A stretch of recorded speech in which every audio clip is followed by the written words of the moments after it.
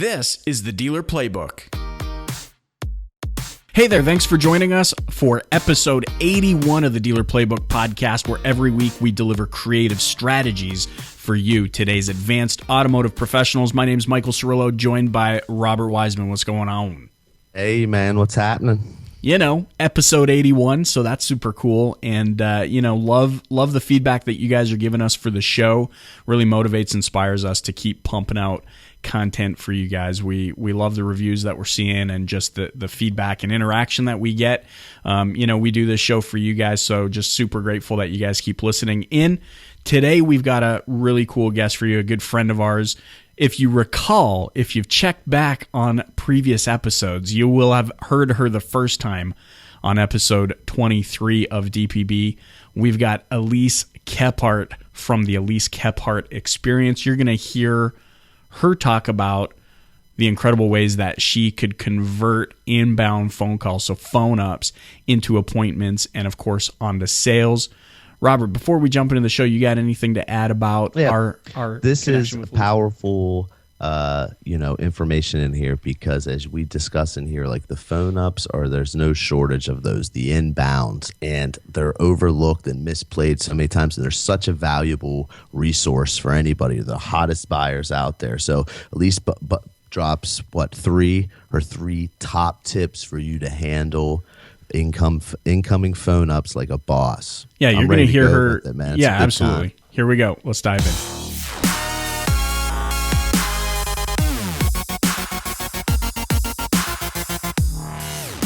Well, if you can believe it, episode 23 was the last time we had Elise on the show. Now rocking episode 81. Elise, thanks so much for joining us back on the Dealer Playbook. Thank you so much for having me. I'm been a huge fan since day one. Dude, I'm waiting for the Adames to start dropping. yeah, that's on the way soon. We got number 2 on the way soon. Yeah, what did Robert just say? Adame 1.5 or something like that. Yeah, Adame 1.5. Nice. So you've been a busy woman, busting things out here with the Elise Kephart Experience, and I just want to lead into this today. I know this is a topic that so many people want to know more about. In fact, and I don't know if you know this, you probably do, but I'm just going to say it because it works really well with my lead-in question here. I went to Google. I typed in Elise Kephart, and before I could even finish typing in your name into Google, you know how Google gives you that auto suggest, like different things you could search for? Right after your name. Okay, so right after Elise Kephart, the next auto suggest from Google is Elise Kephart's process. So we know for a fact that, and definitely those that are listening in right now, that's kind of the main thing that I think people want to know. They're like, okay, we know this woman has busted it. She's on the front lines. She's speaking all over the place now. What is the Elise Kephart process? So let's I guess maybe look at this. I'm going to lead into the concept of, handling phone ups. How do we do it like a boss? What's the Elise Kephart recipe? Maybe your best 3 tips on handling phone ups like a boss. Well, the first thing, really thinking about it, the first thing is it's a little strange to me that it's, 2016, and I hear some feedback sometimes like, oh, why do we got to worry about the phones, and there's so much focus on all this other, technology. And don't get me wrong, there's a lot moving forward, but when it comes to that phone call, it's almost like it's a lost art form. And what's strange to me is, because of technology, we have smartphone technology, and we have mobile sites and that click-to-call feature. And because of that click-to-call feature, what we're seeing is a huge increase in phone calls. Not just, even if you just take it across the board for just businesses in general, no longer the days where we have to remember a phone number or write it down and dial it separately. You're on your iPhone, you see a vehicle that you like, you don't even have to drop a finger. You just hit a button and it calls that dealership directly. And because of that, we're seeing a huge increase of phone calls. So all the more reason, to handle these phone calls like a boss is important. And, that's the first kind of step is really putting that in the big play of things. And then, when when you handle a phone up, it really comes down to that, before you even pick up the phone, it amazes me when I listen to a lot of phone calls how salespeople or BDC reps, it's like they don't even want to be on the phone. It's almost like an inconvenience, like they had to pick up the phone. And you can tell that because of their initial greeting or their initial tone. We still hear the sales, can I help you? Or, hey, this is Elise, can I help you? Like they're in a hurry. Avery's Auto Salvage. Oh, there we go. Nice. Don't get me started. Don't get me started. Yeah, don't get Wiseman started on me on that. Man. He sent me memes for like a week.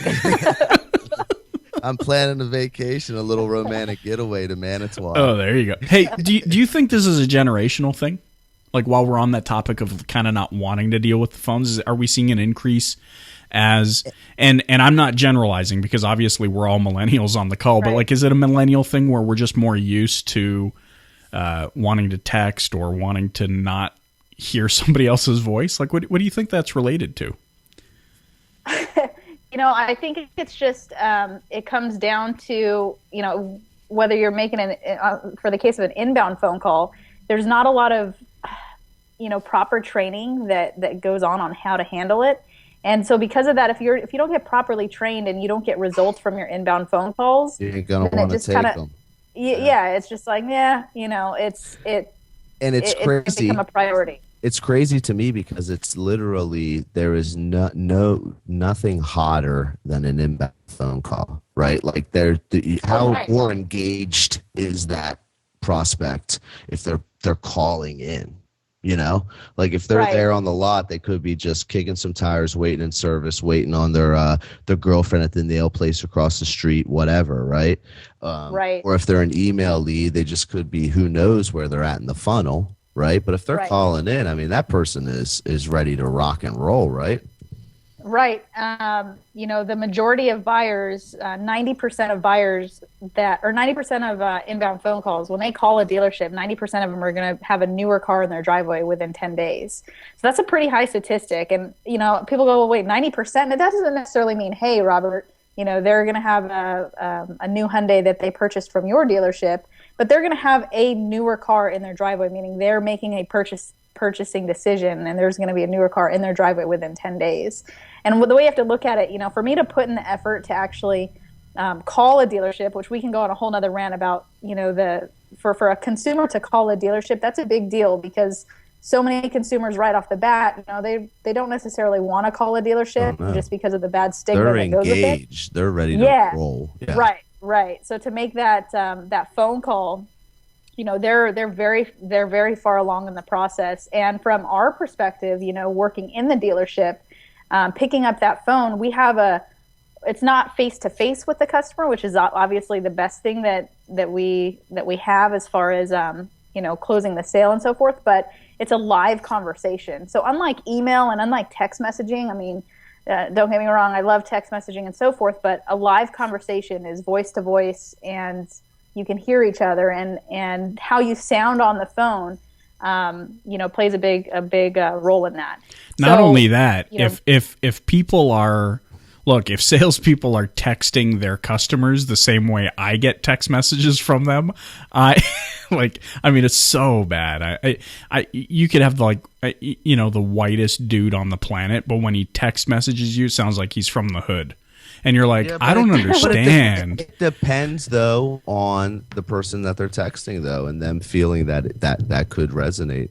I guess I just feel like I've had more arguments with my best friends over text message that when we got on a 3.5 minute phone call, we were like, oh yeah, we were all saying the same thing. Cool. No doubt. Yeah. So Elise, so you would say the number one is kind of like the initial greeting. So what's the example of bringing it? What's an A game greeting? So A game greeting is you want to be in the proper sound of mind, have a positive tone, because it's going to be your first impression of this caller. And you want to introduce yourself, say your dealership name, and, thank you for calling. How can I help you? So it would sound something like this. It would say, good afternoon. Thank you for calling ABC Motors. My name's Elise. How can I help you today? Or you could even say, it's a great day here at ABC Motors. My name's Elise. How can I help you today? And a lot of people go, well, I don't know if I could do that. It's a little uncomfortable. Well, yeah, it's going to be uncomfortable, but also keep in mind, nobody else, as much as I would like to say that a lot of people say that, it's the most common greeting that I hear is, hey, this is Elise in sales. How can I help you? And sales. Sales. Jim in sales. Right. Yeah, so right off the bat, if you can, find a way to differentiate yourself, it almost throws the customer off guard a little bit. And they're kind of like, oh, well, dang, what are you having? I want some of that. So it's kind of, and it kind of sets the tone of how the conversation is going to go.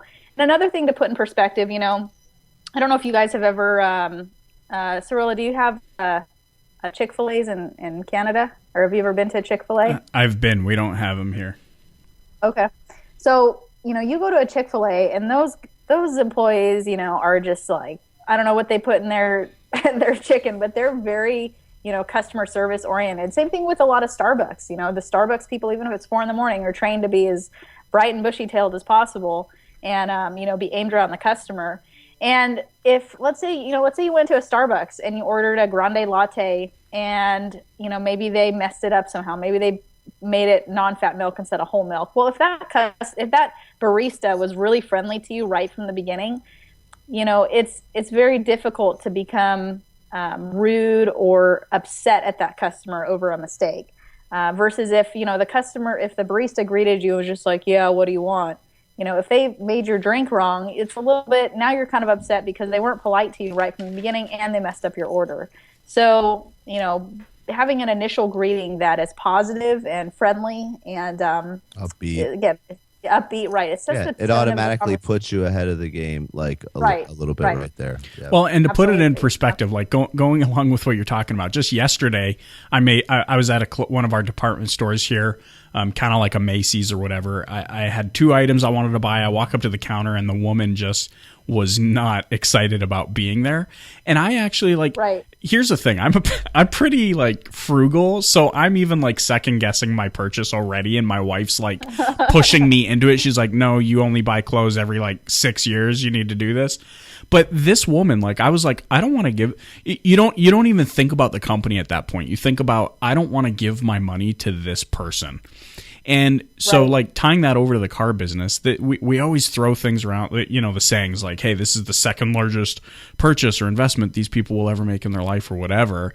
And they know they want the car. They're quasi excited. It's like a 50-50. They're excited, but somewhat apprehensive because, it's not something you do every day. So you're still kind of unsure about how everything works. And they're unsure about shopping for cars. Exactly. They're unsure about it. And then all of a sudden you walk in and it's Jim in sales, and it's like, oh, dude, like, I don't want to give this guy my money. I'm scared as it is. Yeah, it's. And we make these mockeries of how greetings are, but I guarantee, people listening on this call, if you have call tracking set up and you go into your inbound recorded calls, if you have that, they're gonna hear that, and they're gonna hear even worse. It gives people heart attacks. Look, and we're not. And listen, for those of you listening in, we're not trying to perpetuate the problem. We're not trying to make fun of it, but it is a real issue. And I mean, we all know it. It's time that we kind of draw that line in the sand and say, okay, we're not here just talking about how bad it is and making fun of people. This is a real issue, and we're here to offer that input into how the inbound call is harder than ever right now. Absolutely. And look, and Michael, you can definitely back me up on this. Being in around now the dealership website model, you see a lot of we're seeing a ton of the phone call increase over web form decrease, correct? Oh yeah. I mean, it's even, if you go back even like 5 years, I mean, I would say it's 5 to 1 or more. So 5 phone calls for every web form submission or more. The problem is, what has been perpetuated though, guys, is this idea that the web form is the lead that we should be going for. And so we see a ton of dealers that are discrediting all the phone leads. They get 4, 5, 600 phone calls a month in these, smaller markets. And they're like, but I only got 100 web forms. Days buy a car, as Elise said, 90% within 10 days, 80-90% of those inbound calls are buying a car. Yeah. When they want more of those, right? All right. So what do we got? We got, all right, unique, upbeat, Positive greeting. Boom. Number right. one. So number two would be.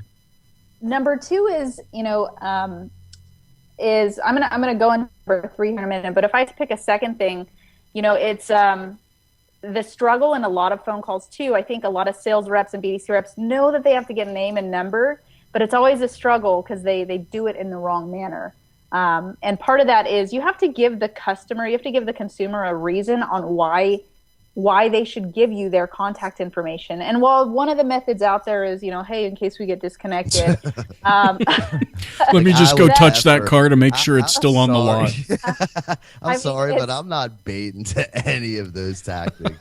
It's, the reason you give the customer a reason, and it all goes into how you sound. If you sound anything that you say on the phone, if you sound at all ingenuine or scripted, a customer can read right through that. And, people get scripts all the time and learn word tracks, but just like when you're learning the steps of the sale in the car business, working with a customer face to face, you have to be able to control, how you sound. And a lot of things that I would do when I was on the phone is, I would have like a little mirror at my desk so that when I did take a phone up or when I was making outbound calls, I could see how I looked, because that's going to help me portray how I sound. That's solid. I did that too. That works very well. Yeah. It's kind of a self-conscious thing, but it really helps you, because then if you look a certain way, then how do you think you sound? Because how you sound directly is correlated with that, with how you look, essentially. And a pro tip is you can use the reflection off your monitor too if you need to. Your computer. There you go. Yeah. There you go. But so the reason is you want to express urgency about. So if they're calling, the most common call that people typically hear is a specific type of call, which is, hey, I was online. I, see you guys have this 2013 red Hyundai Sonata. Wanted to see if you guys still have it available, or wanted to get more information on it. So they're calling. That's typically the most common call, is when a customer is calling on a specific vehicle. And so, to get contact information on that customer, you want to sound excited about that car and say, hey, you know what, that is a really nice vehicle. I know we've received a little bit of phone traffic on it recently, so I do want to double check and make sure that it is available, doesn't have any pending sales. This is only going to take me about 10, 15 minutes or so. And then go right into, are you calling from your home or cell phone? So whenever you get contact information, and it's not, can I get your number? Because that's going to leave the option for the customer to say yes or no. But are you calling from your home or cell phone? Or are you calling from your work or cell phone today? And that number is, all right, and how do I spell your last name correctly? And your first name is, I want to go for last name first, and I'm going to put them in what's called alpha mode. And what that's going to do is, it's pretty much going to guarantee that I'm going to be able to get their last name, then their first name. And once I've gathered that, I want to be sure if they're calling on a specific vehicle like this Hyundai Sonata, and that is the most common call, that I don't specifically, narrow this phone call down to just that one vehicle. So after I've gathered contact information, saying something like, hey, and by the way, while I'm checking on the availability of the Sonata, let me ask you, was it only this Sonata that you're interested in? Or, if I had something really nice and could save you some money, are you open to other sedans as well? And opening up that funnel is what I like to call it. So, typically a lot of customers, are looking at other vehicles. If it's a very unique car, like a Mini Cooper or maybe a Corvette, or like a very rare Shelby Mustang or Ford Raptor or something of that nature, they might be only looking at that one. But if it's, a Honda Accord, a Hyundai Sonata, something, they're looking for a particular type. Yeah, they're looking for a particular type. Yeah. And then, the key is you do not want to disconnect that call. That's like the worst thing you can do, and here's why. If you've ever had to make outbound calls, like working internet leads or equity mining leads or anything like that, the hardest part is, typically getting the customer live on the phone. So here you have a live connection. You don't want to call that customer back. That's again, a method, a very proven well method to get their contact information. After you've done that, after you've opened up the funnel, then it's, oh, hey, you know what? I just thought of something. I can actually get this information for you right now. Can I place on hold for a quick moment? And in that moment, it's, keep in mind, put yourself in the customer's shoes. Even 20 seconds on hold is forever. So, keep your hold time down to 5 to 10 seconds. And I'm going to assume availability on that car 99% of the time, especially if I've opened up that funnel and they've told me, that they're looking at other vehicles as well like it. then I know when I come back from hold, and this is the third key factor, is go for that appointment. And it's crazy to me, but again, when I listen to phone calls, very rare is contact information even attempted or gathered. And then the appointment, that's the whole purpose of a phone call, right? To schedule an appointment to make sure, so that customer can be face to face with you. And a lot of people miss that too, or we hear the appointment being asked like, well, do you think you might be able to come in possibly? Or, are you thinking possibly you could stop by this weekend? I'm going to be here all day till 7. Just ask for me. Just ask for me. My name's Robert. It's like, to me, that paints a picture. Again, you're not face to face with this client, but that paints a picture that your name's Robert. You're unfortunately there till 7 o'clock. You don't like your job. You're standing at the window, and you could just come in at any time because hey, I'm here till 7 o'clock. When you go for that appointment, ask with confidence. And I'm always going to narrow it down, even if it's a slower day. I still want to paint that picture to the customer of scheduling an appointment. And I always, you'll notice a pattern in a lot of this stuff. I'm always giving A/B choices. I kind of have this analogy where, John and I, for a while, we couldn't figure out what the heck we wanted to eat for dinner. It'd be like, what do you want? What do you want to have for dinner tonight? I don't know. What do you want? What do you feel like? And I don't know. What do you feel like? And it's like this back and forth ordeal for 20 minutes, but I've learned to word it if I give him choices and I say, hey, honey, what do you want for dinner tonight? Do you want Thai food or do you want me to make chicken at home? And he'll go, oh, let's go get Thai food. Then he, doesn't like your chicken. No, hey, my chicken. I've been studying up on Pinterest recipes recently, trying to eat healthy. So my chicken's fantastic. You'll have to try it out sometime. Invite us over for a barbecue. Yeah, have us over. Oh, hey, I'll bring the chips. All right.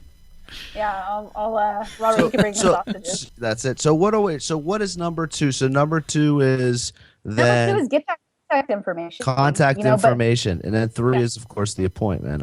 I would imagine. Yes, 3 is the appointment. Those are the key. But the thing is, again, with contact information, you have to, if the most failed method is if you just, a lot of people know they have to ask for it, but it's a threatening thing. So unless you give the customer a reason on why they need it, a lot of times you fail at getting it. The customer a lot of times can be very hesitant. They're like, oh, well, why do you need that? And I've heard people say, well, I got to put you in my CRM system. Oh, that's my favorite. I've heard them say, like, by term. I used to have a guy I work with. He was like, I got to put you in my dealer socket. You know what, though? Here's the thing. I think it stems from not a lot of, I guess the mindset. They don't realize that that this exchange of contact information, that's the first transaction. And if they knew that people, like, I can make more money. What I can't deal with is people that spam me because I gave them contact information thinking they were going to, like, do right by me, and they just spam the crap out of me. And so people actually, they hold on to their contact info a lot stronger than they actually do their wallet. And so, I like what you're saying here, because it's about putting care and keeping for that individual.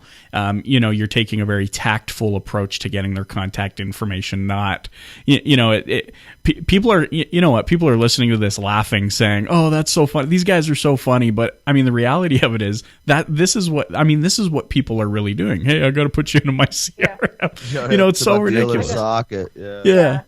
Or a lot of times they don't even go for contact information because they have that magical thing called caller ID. And that's even worse, because if you just pull, first of all, you don't know if that caller ID is accurate. Secondly, if I'm a customer and you did not ask, ask, I wouldn't be a fan. Okay, for my number, and you just pulled it off caller ID and then you followed up with me, I'd be quite offended, because I would, it's kind of like you didn't ask permission. So.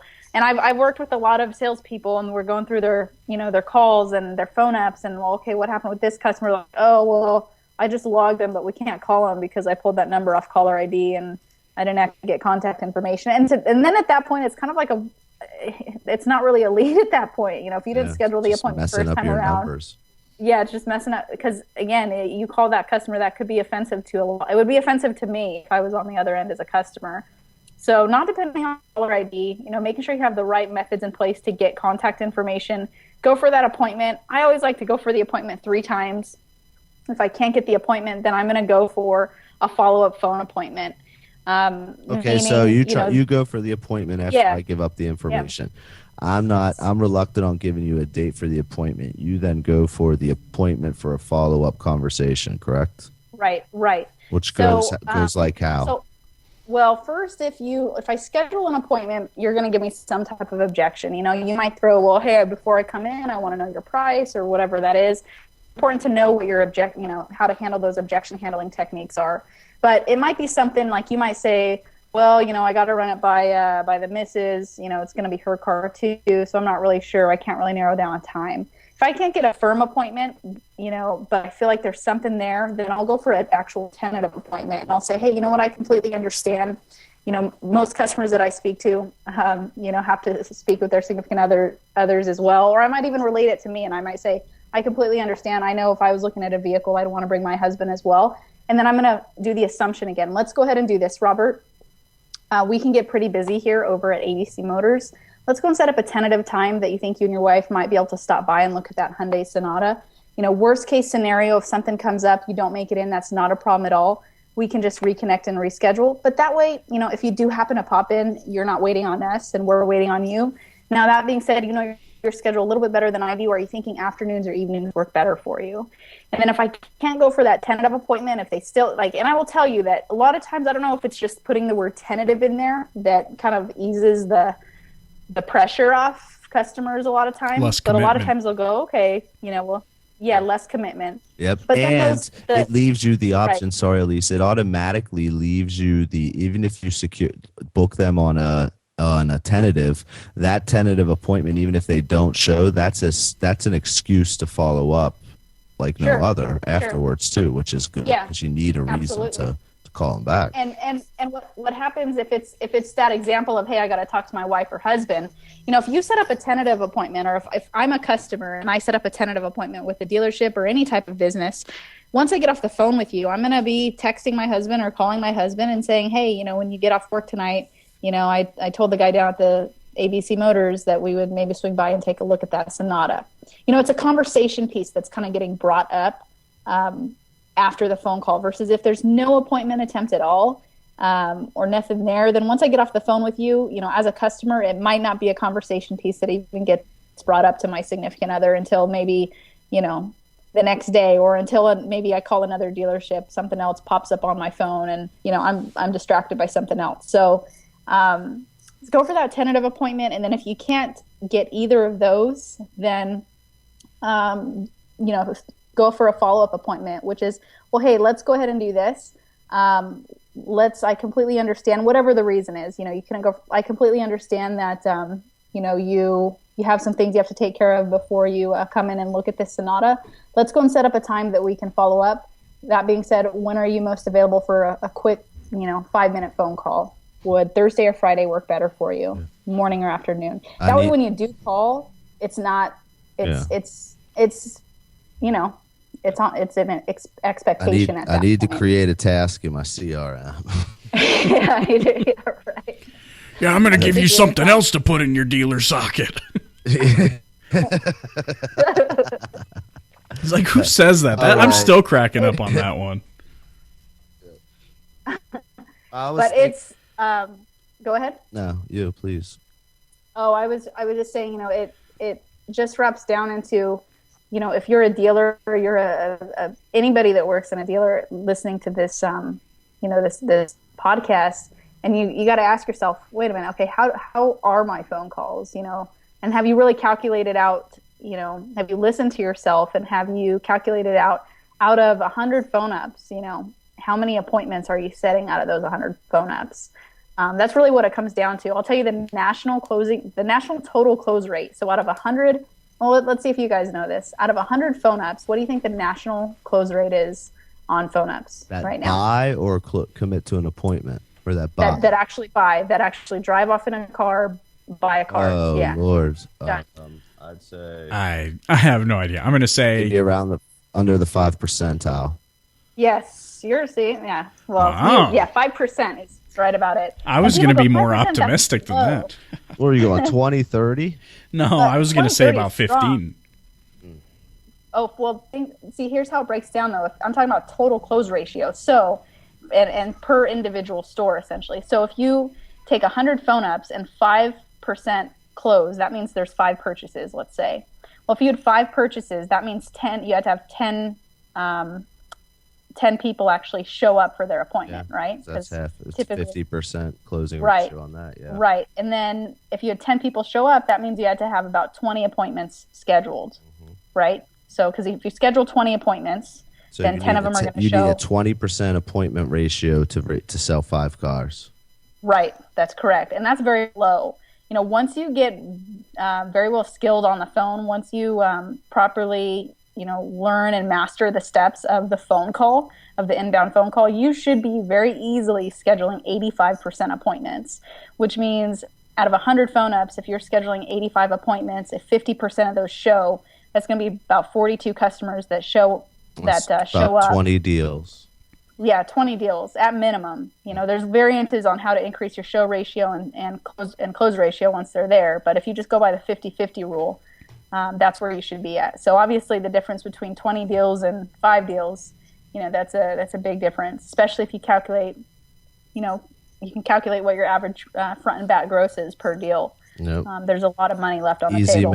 Easy math. Well, the thing I love about that is really, the simplicity of the math. This shouldn't be a revelation to somebody that's sitting inside the store, twiddling their thumbs going, man, how come I can't make more happen? Well, if you kind of work backwards using this math, that you just talked about, Elise, it's easy for you to say, that question, that self-awareness question that more people need to be asking is, okay, well, am I doing enough? Or the self-awareness of, wait, would I talk to myself on the phone? Like if I listen back to my phone calls, am I doing enough? Am I saying enough? Do I sound happy enough? Like, would I talk to me? I think it all comes down to that self-awareness and saying, and just being more aware of what your circumstances. But I love the simplicity of this math, because we all know there's people out there that are going, man, how come I can't make more happen? It's like, dude, you're sitting there watching TV on your phone. Answer the phone, bro. Answer the phone. Work the phone. Become a master at handling the phone. Inbound too. They're coming at you. You know what I mean? Like you can't pass ask for a better scenario. Yeah, exactly. Hell no, man. Hell no. All right, Elise. This has been so filled with valuable information. No doubt, people. Hey, listen. It's pleasure. You were on 23 and now you're on 81. It's been cool to have you on the show. How can our listeners get in touch with you? I will go ahead and leave my cell phone number. That hasn't changed since 2002. So there you go. Last time, but it'll be in the notes here as well. It's area code 805-441-3398. And email address is Elise Kephart-Experience@gmail.com. Elise Kephart-Experience@gmail.com. You also could find me on Facebook, Twitter, all the social media, LinkedIn. There's 5 million ways to contact you these days. Everywhere, yeah. Every social media. Absolutely. Not hard to find. Yeah. All right, Elise, thanks so much for being on DPP today. Thanks, Elise. Thank you.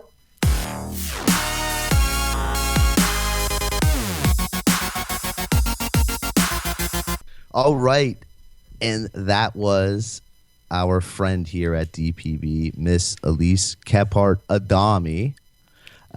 She's always great to have on. Again, it's been a while since she's been here, but we do talk to her often. But what'd you think, Michael? Good information, man, right? Solid, to the point, and actionable. Yeah, and she gave us 3 tips or 3 guidelines, but inside of each of those, if you were paying attention, she really breaks them out really to their core. Anybody listening to this, you should be able to walk away and say, okay, I've got a better understanding of how to handle the phone. She dropped some power Adames on us today. With some good word tracks and transitions to move you through that process of the ever so hot phone up. But that's episode 81. I think it was great. Again, at dealerplaybook.com/81. We'll have Elise's contact information and all the other information discussed here in this episode. What else we got, Cirillo? That's it, man. Thanks so much for all the reviews, for listening in. Like you heard Robert say, www.thedealerplaybook.com/81. And I'm ready to check out of here. Yep. See you next week. Bye.